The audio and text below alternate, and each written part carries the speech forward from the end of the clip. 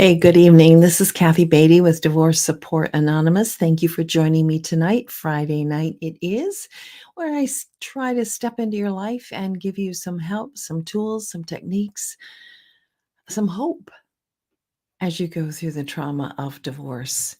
I hope you are doing fairly well this evening and dealing with what you have to deal with in a very proactive and healthy way.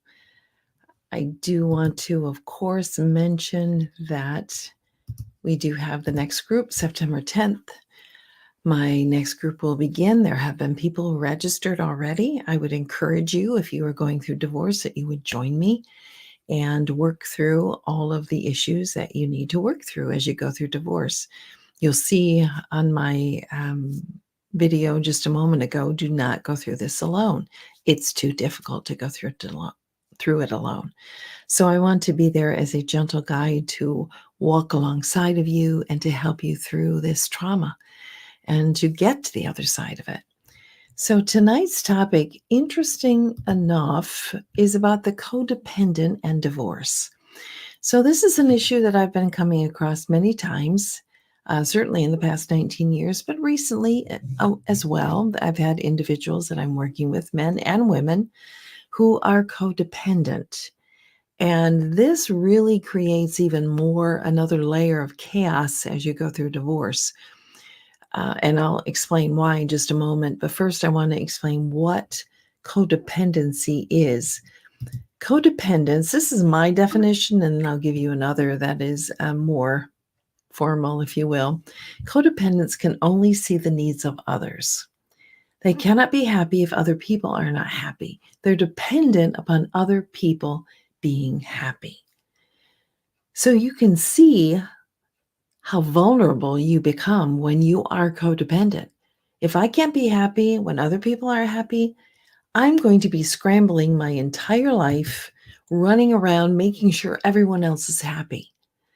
Now, that's different from being a healthy person that serves people.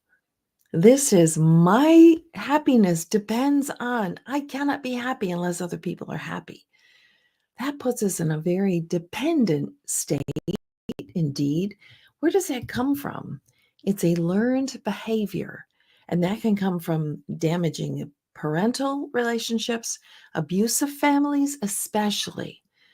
If you are we're living as a child in an abusive relationship, you knew what it was like to be on tiptoes, always on tiptoes, walking on eggshells, just waiting for the abuse to start or the whether it's verbal or physical or even sexual. So you are just on pins and needles, walking on eggshells, whatever other word picture you want for that abuse to happen. And you don't know if it's going to happen or not. So you live in this frame of mind that is, you're always on guard, you're always defensive. And you will do whatever is in your power to please this parent, so that you won't get hurt. And so it becomes your defense mechanism that I'm going to make sure you're happy so I don't get hurt. And then, of course, there's a situation if you're living with a family member that suffers from a chronic mental or physical illness as well. Our whole focus is on other people being happy. And not again that you don't want to serve other people, especially in their vulnerability, but there comes a point to where it is not healthy, that all you can see are the needs of others. And you become really a non-person, someone who's invisible, someone who doesn't matter. So you can imagine if you're codependent and now you're going into a divorce situation.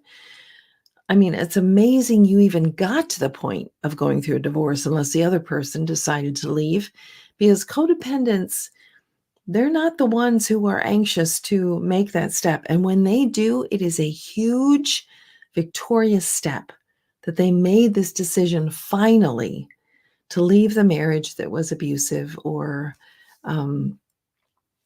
damaging or toxic in whatever way.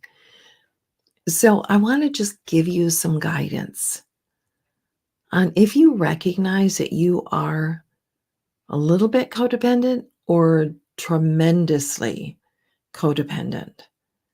I want to give you some help through that. First of all, just 3 quick points. You need support. You need support. You need to hear healthy voices speaking into your life. And I've had many people who have, after they go to support group, they go to a therapist, they have healthy voices being spoken into their life. They realize they were codependent. And for once, they are able to stand and say, wow, I matter too. And I didn't know that. So you need support. You cannot do this on your own, especially if you're codependent. And here's one of the reasons why you need to be prepared for hostility. You cannot stand hostility. You can't even stand someone being unhappy. So for you to have someone, especially your mate that you've been with for decades, all of a sudden they're angry and they're hostile and they're not happy at all. You need to be prepared for that and you need to let them. And I've said this so many times speaking with codependent people, let them, here's your challenge, let them be angry. Let them be angry.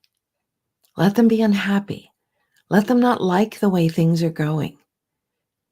Challenge yourself not to try to rescue, but to stand back and say, you know what? I'm not happy either. I'm angry too. And I matter too. And then the question is to ask yourself, what do I need? What do I need? And for codependence, like, oh, I just need everyone else to be happy and then I'll be okay.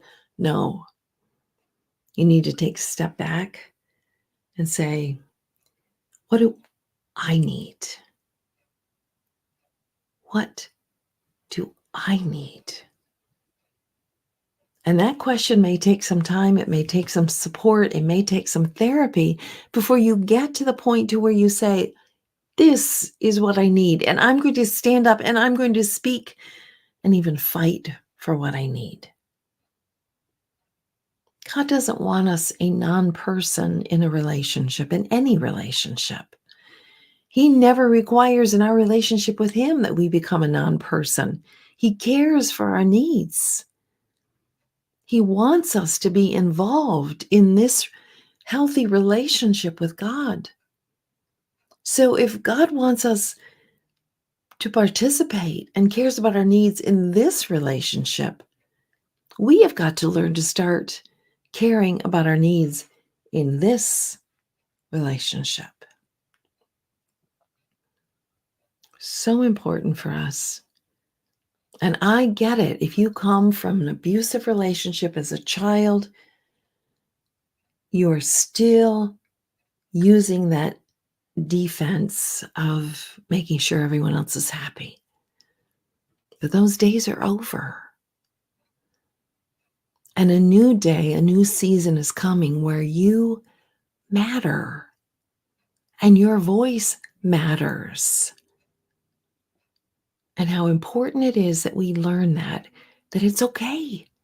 It's okay for you to have needs. It's okay for you to want to have peace in a relationship. It's okay for you to be angry at the injustice that has happened, the betrayal that has happened in the relationship.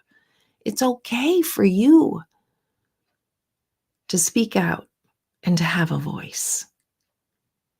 And quite frankly, I've worked with people who have been married for decades who have not had a voice. And it's so very sad to see that. Of course, I want to speak with you with give you some Bible verses. I love this in Isaiah. In fact, I quoted it in my book. Put me in remembrance. Let us argue together. Set forth your case that you may be proved right. God is a God of justice and truth and goodness. And He's saying, remember me. Let's argue this together. Let me be your partner and co-creator here. Don't neglect the spiritual part of you. I love that verse because it gives me just peace and hope and faith that God is not a distant God, that He cares intimately about us. This is a confidence that we have in approaching God, that if we ask anything according to His will, He hears us. Peace I leave with you. My peace, Jesus said, I give you. I don't give you peace as the world gives. Don't let your hearts be troubled. Do not be afraid.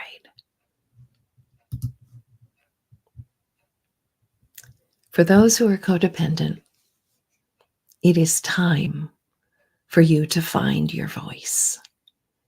It is time for you to care about your needs as well. You're not less important person in the relationship. The other person is not the most important person in the relationship. I hope this has been of help. And as you work through this divorce, I hope you also work through the codependency, because you need to heal from that so you can move forward and have the capacity to be in a healthy relationship.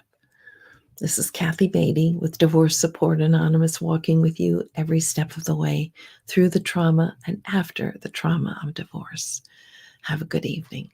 And connect with me for a registration form for the September 10th